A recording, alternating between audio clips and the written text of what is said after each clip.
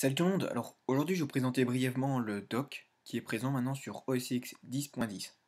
Comme vous pouvez voir maintenant le dock est plat, ce n'est plus cet effet de dossier reculé.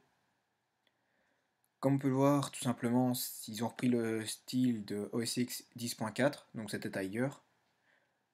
D'ailleurs dès que j'ai vu ça à la keynote, alors, j'ai directement passé à Tiger. Quand j'étais encore à l'école on avait ça, enfin certains ordinateurs étaient équipés de ça. Et franchement, bah, je trouve ça spécial d'être revenu à avant, alors que d'habitude on va vers l'avant. Donc comme vous pouvez voir maintenant on a des points, plus des petits halos lumineux, enfin des indicateurs lumineux. On peut bien sûr les modifier, toujours avec la possibilité donc soit de montrer ou pas ce qui est ouvert.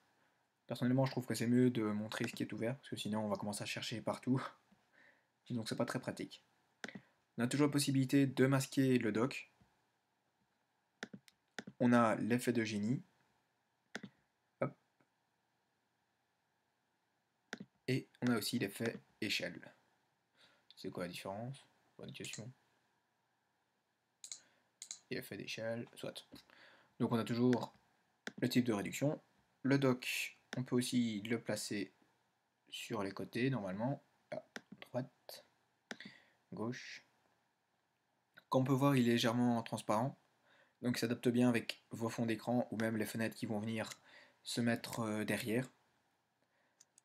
Comme d'habitude, on peut modifier la taille, son agrandissement maximum. Alors, c'est toujours le même principe pour ajouter des applications dedans. Donc vous les faites glisser tout simplement dessus. Bon là l'App Store il était déjà présent apparemment. Hop. Et donc voilà donc. Et ensuite pour le virer, vous le sélectionnez et vous le mettez donc en direction du bureau.